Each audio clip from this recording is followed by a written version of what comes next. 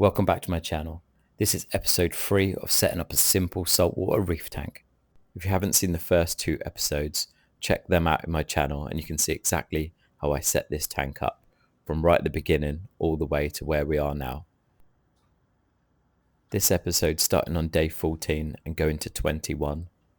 We're going to go through some of the maintenance on the tank. I haven't done anything yet. This is the first time I've cleaned the glass, so we're going to do a bit of cleaning. Also going to do a small water change, and then we're going to go a bit into the dosing. Stick around for the end. Day 21, we've got some more livestock going in. Also going to dive down into the equipment cupboard and have a look at the stuff we've got down there.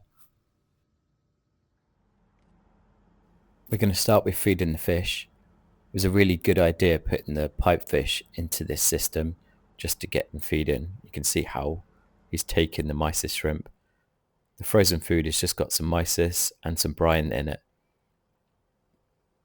But yeah, he's doing really well, as you can see coming up. So far the whole tank is doing really well. I haven't had an ugly stage yet. I've got a couple of bits of diatoms on the sand, but that's about it. There's no hair algae. So maintenance wise, I haven't done much at all. At the moment, all I'm doing is replacing that white pad, the filter floss in the first chamber, every sort of 3 to 4 days. I haven't cleaned the glass yet, so I'm going to do that now. It doesn't look like a lot, but at the back there's a little bit on the glass. But I use this scraper. I don't even have to put my hand in the water. This is so good compared to my big tank where, you have to get your hand in to reach the bottom of the tank. So this is quite a cheap blade. And it does a really good job. And you can go all the way down to the sand bed with this one. Because I'm going to do a bit of a water change, I always sort of clean the glass or stir up a little bit the sand before I do a water change. That way you're taking all the stuff out you've just cleaned. I also leave the return pump on while I'm doing that because it will all collect in that white filter floss section and I can just bin that at the end. But you can see the corals are doing really well. Light-wise, I've only got this on 40% total power and it's only on for 6 hours at the moment. I was watching the Reef Dork channel and he's got a bit of a scum build up on the TMC tanks where the drop is not enough into the filter side, and this is perfect. You can see the amount of water coming over the overflow. Maybe because I upgraded the return pump, but there is no scum on the top of the water, which is perfect. It all goes over the overflow and into the rear chambers, gets taken out by that white filter floss. I'm just gonna top up the tank. I'm still doing it manually at the moment, and this is RO, so this is fresh water going in. It's better to do this before the water change just so you can get to salinity at the right level. I top it up to the top of the magnet so you can see exactly where it's going. Okay, we're going to do a bit of a water change today, so I'm going to add the salt. This is exactly 200 grams and this is going into 5 litres of normal fresh water. I'm going to mix it up and leave it for about an hour. This is a very small water change, but it's a small tank and it's so easy to do a water change like this with just a couple of buckets. Because this is so easy to do, I'm probably going to do this every week. This is going to be my weekly routine, just to do 5 litres. But if there's a problem with the tank or the parameters slightly off, then I'll just do a bigger water change, but then I will put the heater in as well and get it up to temperature. But you can see it's completely clear, the water. Within half an hour it was like this. But I've left it up to an hour. I'm just going to remove 5 litres of the tank water. At this stage, I'm not going to clean the sponges in the back, but you could put this water into another bucket and then grab the sponges out and give them a good clean. But at the moment, there's not enough dirt in them, so I'm just going to leave them be, leave the bacteria where it is. I don't want to disturb any of the beneficial bacteria in the sponges. You see the pipefish there doing really well. But you can see the sand as well. The sand's pretty much bright white. The diatoms didn't last very long. So if I didn't have the live rock, the corals and the fish in now, we'd probably be on full ugly stage, especially if the light's on. Whereas now the corals are growing. Even the macroalgae that I put in there, that's doubled in size. and that's taking the nutrients out of the water instead of hair algae and the diatoms. If you use it by using it from the corals, then it's taking it away from those sort of pests. We don't want them taking hold in the tank. Okay, let's talk about what I'm testing at the moment. I'm testing salinity, which is 35. I'm testing ammonia every couple of days, and that's 0. And alkalinity. I need to test alkalinity because I've got some hard corals in there. But if you didn't have the hard corals and you were just going soft, then you wouldn't have to test for alkalinity. Also, this would be enough. Just doing the water changes at the moment of soft corals would be plenty. Whereas I'm going to have to think about dosing now. And I'm going to go off that alkalinity number. At the moment, it's 7.5. And I want to keep it around 7.5 to 8. The two big corals that I've got in there are goniporas.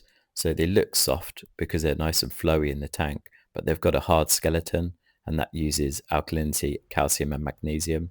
So this is 2-part dosing. This is what I use on my main system. This is reef sediments. In the first one, you've got alkalinity. In the second one, you've got calcium and magnesium. It also has all the trace elements. So this is exactly what you need to add to the tank to grow corals. This 2-part dosing, this solution is very, very strong. So I'm going to water it down quite a lot. I'm going to put 10 mils of part 1 into 1,000 mil of RO water. So 10 mils into 1 litre. And that's going to really dilute the solution. So that's number 1. And I'm also going to do that with number 2. And you dose them at the same rate. So you put exactly the same of number 2 in as number 1. And you test off alkalinity just to see if that's going up or down. So I'm going to put 10 mils of part 2 in, and I'm going to give that a good mix. If you're only having soft corals like zoas and levers, then you don't need to do this at this stage. You'll be absolutely fine just doing water changes and not dosing 2-part. But because I've got the corals in there and I want to put even more corals in there, then I'm going to have to start dosing, because you need to replace the elements that the corals take up. And this 2-part solution replaces everything that they need and everything they take out of the water.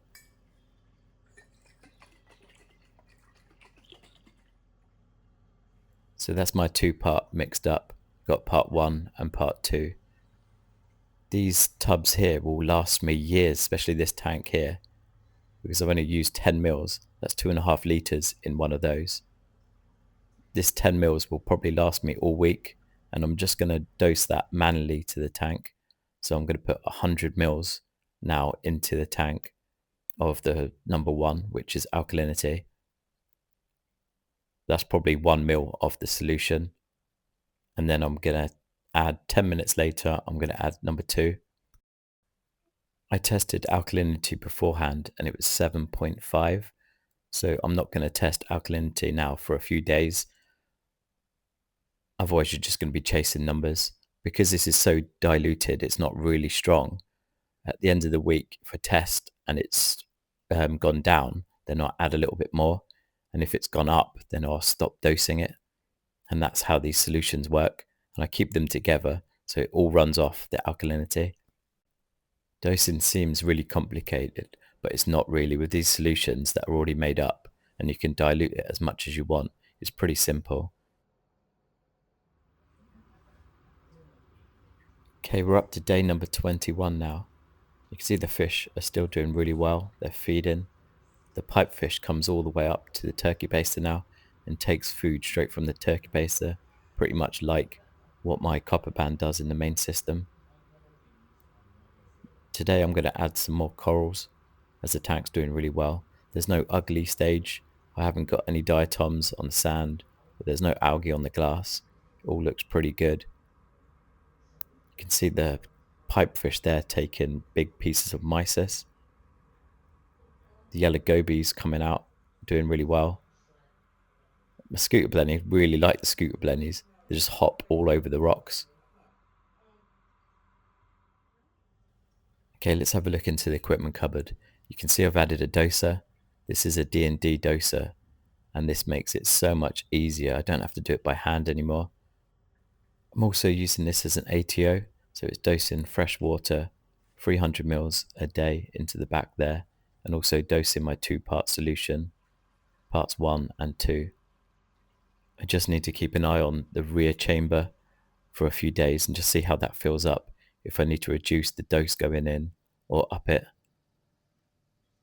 But yeah, that's the setup in the cupboard now. So I've got my dosing stuff on the left hand side, and then all my equipment and all my spare stuff and food on the right hand side. So these are 2 kitchen cabinets. These are wall units, and these worked really well. Got lots of space in there, and they were pretty cheap from B&Q as well. And I got some gloss doors to go with them. You can still see my control panel, so I can still adjust the pumps. Also, I've got my doser there. That's it dosing, so that's it topping up the RO water now. And that's going up to the top. It's quite loud and it is quite fast. I don't know if I can turn it down or not. But it doesn't dose for long, and it's already dosed sort of 300 mils straight in. But this is a game changer. By dosing it like this, makes it so more accurate, and if I go away, then my tank's still getting dosed and still getting topped up. And if I dial it in, I can probably leave this for weeks, especially with the amount of water that I can keep in the cabinet. You can see it's quite loud, but it only lasts a few seconds. But this is the loudest thing on the tank. Pumps are still absolutely dead silent. The whole system is completely quiet. There's no rushing of water or pumps humming. So this could definitely be in a bedroom. Okay, I've added some more corals. You can see the other gunnies have gone in now as well. So I've put the big blue and green glitter gunny in the back. And I've also put my other red gunny in the corner. I had to move the rocks around a little bit, but look at that gunny garden there. You can't even see the rocks now. They do take a lot of room up in this tank though. This big red one in the corner here, that hasn't fully opened up yet, but this is bigger than the one I put in previous. There's also a little piece of it here that fell off as I was putting that in. So I've got a little frag of that red gunny there as well. You can see it just moving around in the flow. That's perfect flow for the gunnies. All stretched out, all waving. Take a look from the side. It's not fully open yet, that glitter gunny. And that's going to be massive. These 3 gunnies are going to take this whole half of the tank up here. This is the next day now. I just wanted to show how clear the top of the tank is. There's no scum at all on that top of the water. And you can see the pump is at 100% and how much it sort of overflows into the rear chamber. You can see it's dropped a little bit as well. So I'm going to have to top it back up, see how much I'm topping it back up. And then I'm going to up my dosage of my RO water going in. And I'm just going to have to tweak that for a couple of days until I've got it spot on. You can see the gunnies look really good. And there's no algae in the tank. If you've got any questions, please put them down in the comments. I'll probably do a video of questions and answers. So if you've got any sort of you want me to focus on a certain subject, then I can add a little bit more to that. If you put them down in the comments, some of your questions, then I can answer that in one of the videos. Next week, I'm going to do a video on the equipment and the settings on the equipment, like my lights, the light schedule, what pumps I'm using and the equipment, and I'll go through the doser a bit more as well. But if you've got any sort of real questions that you want me to answer, and I can sort of highlight that more in one of the videos, then let me know. If you've made it this far, thank you very much for watching. It does take a while to make these videos, so if you can subscribe, it really does help, and like as well. So just check to make sure you're a subscriber first, and then if you're not, obviously hit that subscribe button for me. Next video is going to be on the equipment and some of the settings that I'm running on this tank, so stick around for that one. Okay, thank you very much for watching, and I'll see you on the next one.